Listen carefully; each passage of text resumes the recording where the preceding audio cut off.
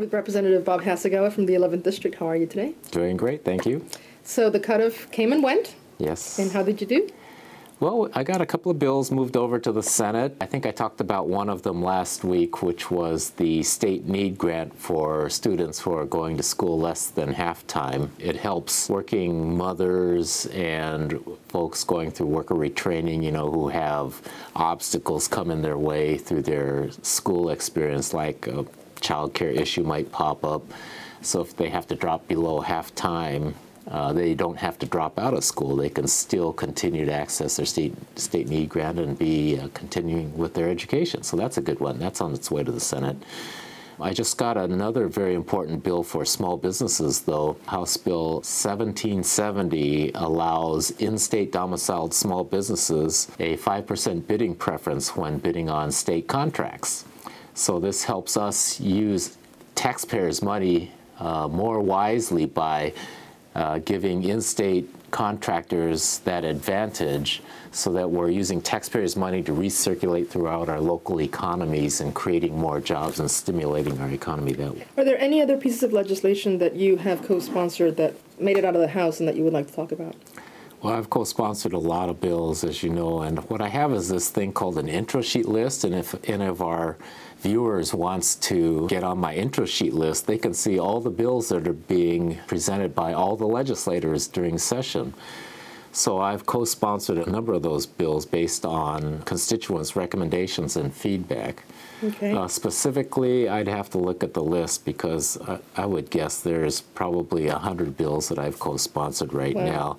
Many of them obviously died at cutoff. I think we're at about 1,200 bills that have been introduced this session so far, and we're only halfway through session now. Yeah. So, of course, this is the important half. Bills that are dropped in the second half of the session have very little chance of getting passed unless they're declared necessary to implement the budget. And I do have a couple of those bills, actually. My Washington Investment Trust bill is still NTIB, necessary to implement the budget. So I'm continuing to work on that bill to try and get it passed this session. Now, you had told me on a different occasion that there are 2 states currently that are also working toward state banking institutions. Actually, it's one of those concepts that is starting to catch fire nationally. So I actually gave a presentation on a panel during the last interim session, and there are lots of states that are looking at it right now. A friend of mine, Marcus Oshiro, who chairs the Finance Committee in Hawaii, the Hawaiian House of Representatives, I understand they just passed a bill to implement a study on the efficacy of a state bank for Hawaii. Oregon also has dropped the state bank bill. That was dropped by, I believe, a 7-term Republican from Eastern Oregon. Wow. And has been endorsed by, I'm not sure if endorsed is the right word, but is supported by the Oregon State Treasurer. So there is a lot of activity going on around this nationally. And talking about the budget, next week we're getting the forecast. And so hopefully next time we meet, you'll be able to tell us what that looks like. Yeah, and hopefully I won't have a grim look on my face as we talk about it, although the rumors are that it's continuing to go downward.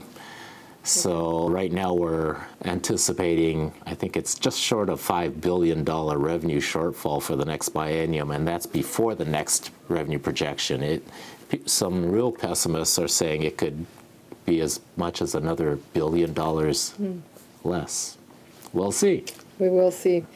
You have a town hall coming up. Yes, I do. It's coming up this Saturday, March 12th at South Seattle Community College at their Georgetown campus. And this is at 10 o'clock in the morning? It's at 10 in the morning if you want coffee and donuts, and then we'll start having serious conversation around 10:30 till noon. Okay, well, I've been to your town halls before, and you have the best donuts, so hopefully we'll have a lot of people there. All right, thank you very much, and we will see you next time. Thanks. Nice talking with you.